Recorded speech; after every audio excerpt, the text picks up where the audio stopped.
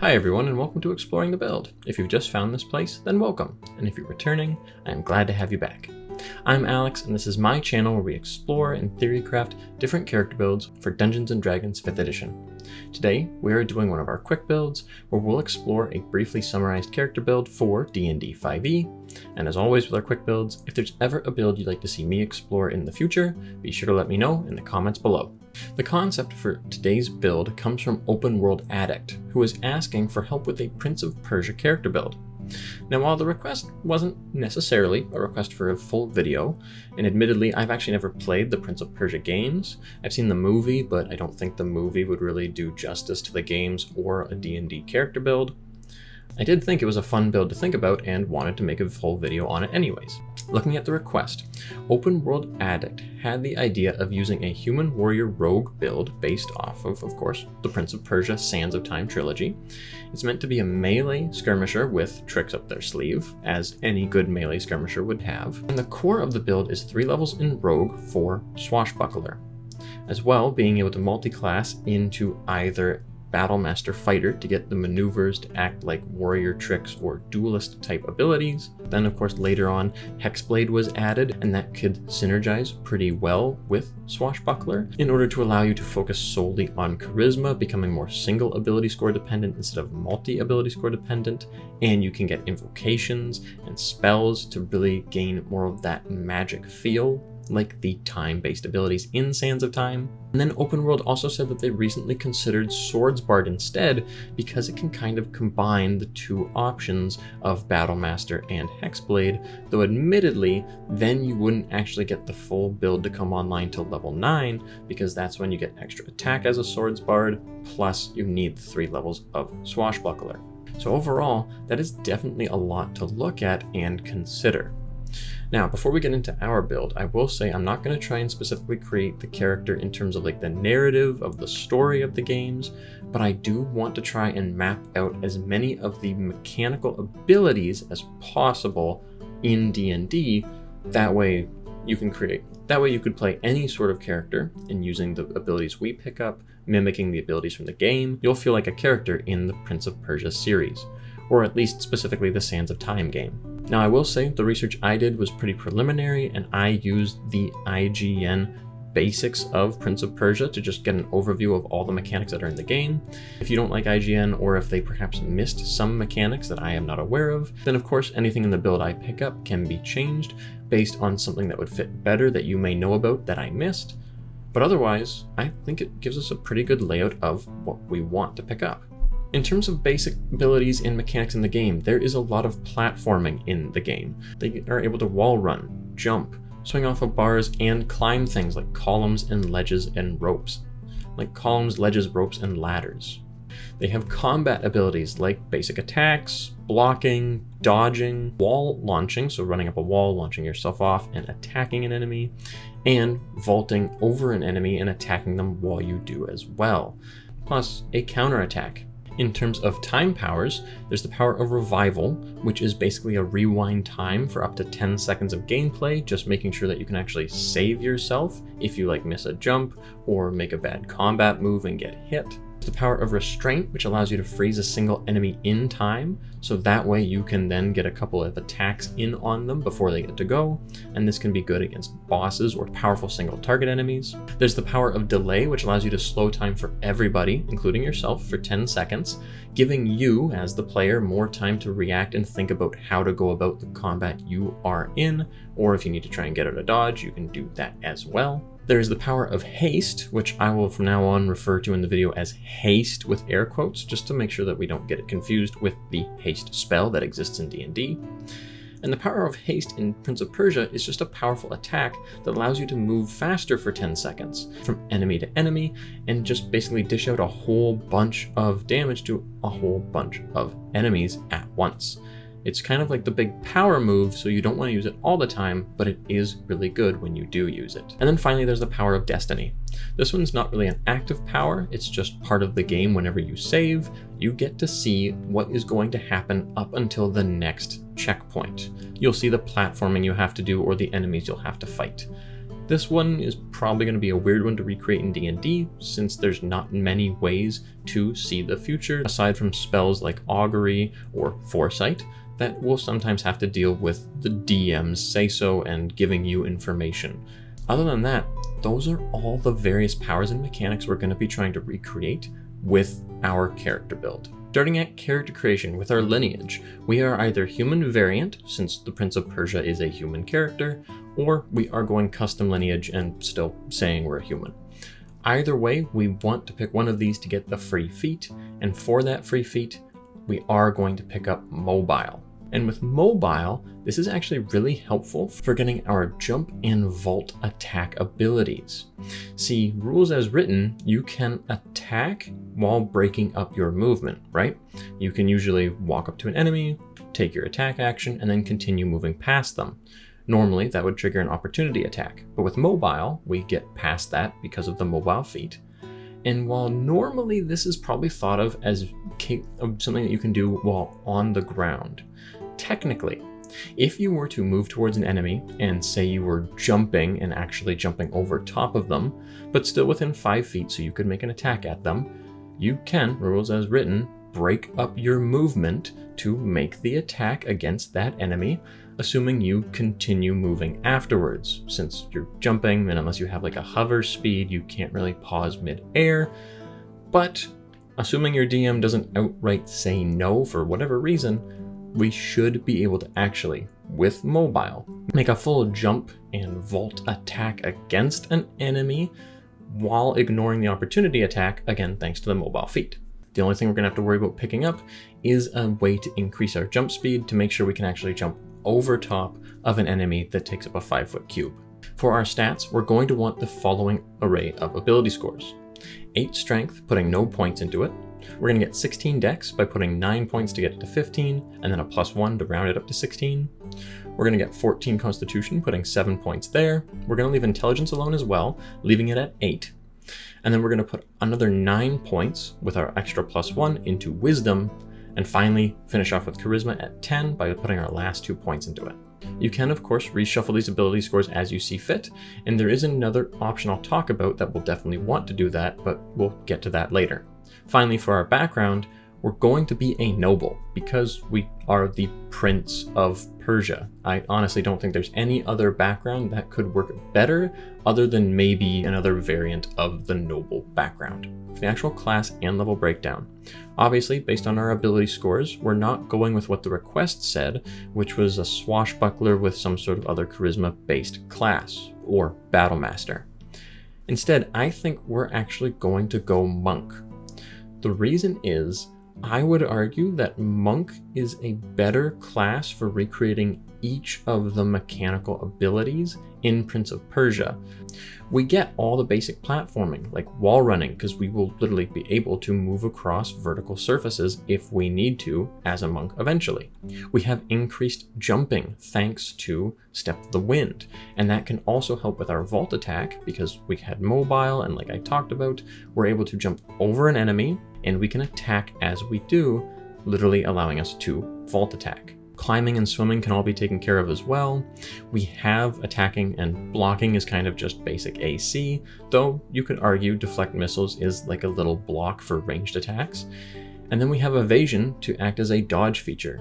Uncanny dodge might be a better dodge feature just generically because it says dodge in the title, but I like evasion because it helps protect us from things beyond just attacks. Just by going a few levels into monk, we already have all of those abilities taken care of. It's just the counterattack and the actual time-based mechanics that we need to pick up. To do that, we're going to go Way of the Open Hand. Way of the Open Hand has open hand technique, and this allows us to get our haste ability where we speed up and make a bunch of attacks, as well as the restraint ability to pause a single enemy. Flurry of Blows by itself is pretty much haste since we can make a bunch of attacks, but the restraint ability comes from the open hand technique to just cancel an enemy's reaction. It will eventually be replaced with Stunning Strike, but because Stunning Strike is a little bit better at recreating that pause an enemy, But that requires a con save, whereas this, allowing us to just cancel a full reaction for an enemy, can protect our allies, and it can stop an enemy from doing other things like shield, counterspell, or using other reaction-based abilities that they might have. Normally, we'd just be worried about opportunity attacks, which we already get past thanks to mobile, but this flat-out cancel from open hand technique really maps onto that restraint ability.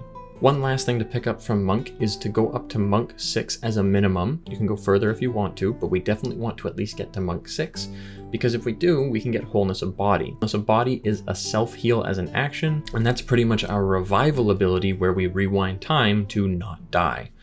It's not gonna map 1-to-1 where we actually like go back in time to where we were before we used the revival power, but it does undo damage that has been done to us, and that's pretty much the same thing and probably as close as we're gonna get.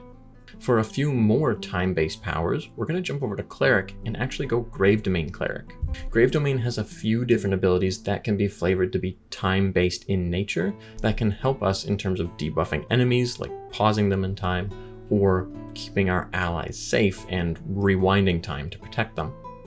Circle of Mortality is the first one of those, where we can use the Spare the Dying cantrip as a bonus action and at range, and so that's a nice way to manipulate time in some regard, whether you're rewinding it or fast forwarding it, just to protect the ally from actually dying. Or maybe you're even just holding them in stasis until they can be healed.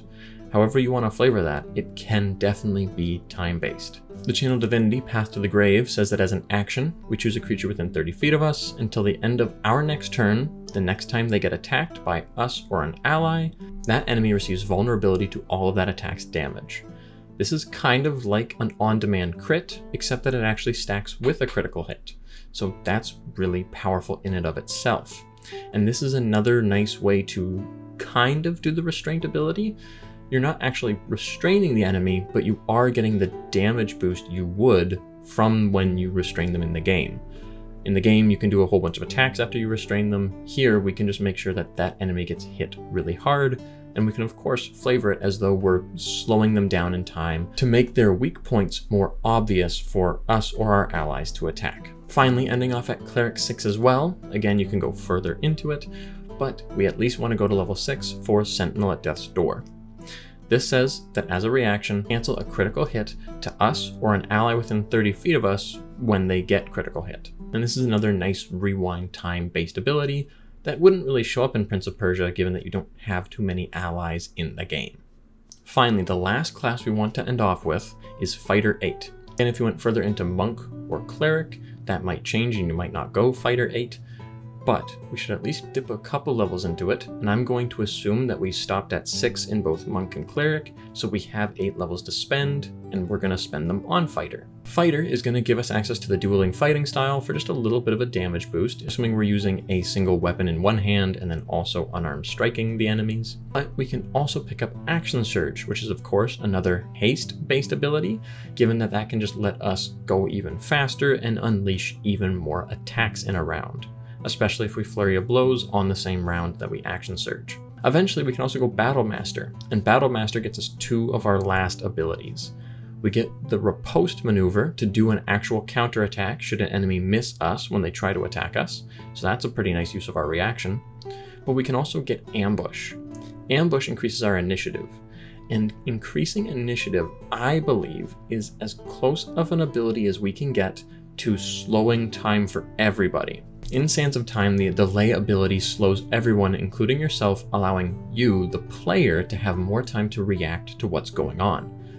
That is essentially the same thing as getting a high initiative and going before the enemies even get the chance to act, because you have the most time to think about what you want to do, how your character is going to approach the combat, and then execute whatever actions you want to do before the enemies even have a chance to act themselves. Finishing up with Fighter 8 will get us all of those last abilities we wanted to pick up, as well as a few extra ability score improvements / feats to really help round out our character. For our ability score improvements / feats, we're going to try and get 5 no matter what level breakdown or build we really go with, but regardless, we are going to want probably the following. With our first one, we want to pick up Lucky. Lucky is just such a great recreation of a sort of rewind time based ability. Even though it's meant to be luck thematically based on the feat as is, we can pretty easily reflavor luck to actually just be us rewinding time. Another feat we might want is Alert. Alert provides that extra +5 bonus to initiative, and like I said, higher initiative is a pretty good recreation of the slow time ability, so that way we have time to think and react as a player. Lucky we probably want to pick up right away. Alert we could wait a little bit on, since we do want to improve our actual ability scores like Dex and Wisdom. And really, that's what the other 3 ability scores are going to be, and you can mix and match when you pick them up in order to feel like you're scaling appropriately. Now it's time to talk about option 2 really quickly. So like the request said, it was all about making more of a charisma-based character and kind of a swashbuckler. Swashbuckler Rogue was basically the core of the build, with a few other mix and match options of either Battlemaster, Hexblade Warlock, or Swords Bard. If that was something you desperately wanted and you didn't want to go with the option we did, which was the Monk plus Grave Cleric plus Fighter, that's perfectly okay. It still works. Personally, I don't think we get as many of the exact mechanics as we do with our original build. With that build, what I would recommend doing is going up to Rogue 3 to get Swashbuckler, jumping over to Hexblade 1 in order to become fully dependent on Charisma. From there we can just use the Booming Blade cantrip to make our attacks, still get Sneak Attack when we hit an enemy with Booming Blade. Booming Blade's ability to incentivize an enemy to stand still can kind of be thought of us either slowing them or freezing them in time, and then maybe if they try to get out of it, they just take damage. Swashbuckler also gives us our good initiative again, which is really nice for the slowing time and being able to react to enemies, so that's already accounted for. And after we've gotten Rogue 3 Hexblade 1, we're actually going to jump over to Swords Bard. Eventually, way down the line, we'd have that extra attack, we'd have more spells, and we'd have flourishes to actually act like we are dueling the enemy. With this build, we would probably want the Sentinel feat as well to get that reaction counter attack. It's not a complete counter, but it's pretty close, and it pairs well with being a rogue. And honestly, because Swashbuckler Rogue, Hexblade, and Swords Bard all synergize so well together thanks to Charisma, you could mix and match the levels as you see fit. And the final thing I'll say about option 2 is that if you were to use this build with the 2024 rules, you could take the Valor Bard instead of Swords Bard and keep 2014 Swashbuckler, as well as dip into any Warlock to really quickly pick up the Pact of the Blade invocation. That just synergizes even more, and 2024 Valor Bard has the Bladesinger treatment to be able to both have extra attack and replace one of their attacks with a cantrip. So you could do Booming Blade plus a regular attack. That's all pretty nice, and it makes a good argument for this build if you planned on playing with the new rules. And now it's time to summarize our build. The last thing I didn't mention was, of course, the save time power and how we pick that up in D&D. And really, if we're using the main option that I presented at least, of Monk, Grave Cleric, and a little bit of Fighter, then in that case, the spells that Cleric gets, like Augury or other various divination spells, are pretty good at mimicking that sort of foresight, see the future, prediction-based power. Again, it's not really going to be one-to-one, since a lot of the information you get from those spells in D&D is based on what your DM gives you, whereas in the game, it's just set. You know what is going to happen. Besides that, though, we got pretty much every single mechanical ability that is in Sands of Time. We got the platforming abilities from Monk, we got the combat abilities from a little bit of Monk, a little bit of Fighter, and we got the time-based abilities from some reflavoring of Monk, as well as some reflavoring of Grave Cleric. The other option of being a charisma-based duelist doesn't map onto all of the abilities as nicely, mainly in terms of like the platforming abilities, but with a variety of spells and with the right feats, we could of course still accommodate most of the time mechanics as well as the combat mechanics. Other than that though, that's the build. Let me know what you thought of the character build, or what you would add or change to get closer to being the Prince of Persia from the Sands of Time game, or if there's any other ways that you would go about making sort of martial or Gish character that can manipulate time. Thank you so much for coming on the journey with me, and I hope to see you in the next one.